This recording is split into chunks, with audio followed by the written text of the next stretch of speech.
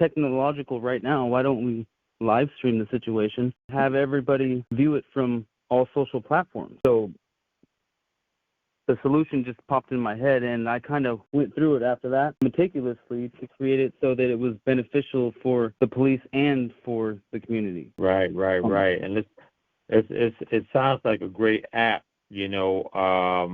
So it's because everywhere where there's police presence, there's a possibility for some type of police violence.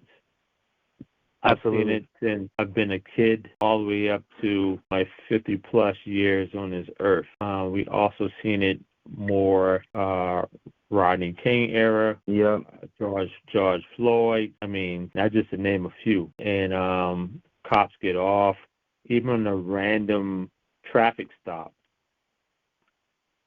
can put your life in danger potentially. I've addressed a psychological issue that I've seen that affects around 90% of officers. A lot of officers can deal with it because they have families at home and stuff to bring them back down to a normal empathy level. Yeah. But what happens is they see so many heinous crimes done by all walks of life, basically. So they get a negative bias against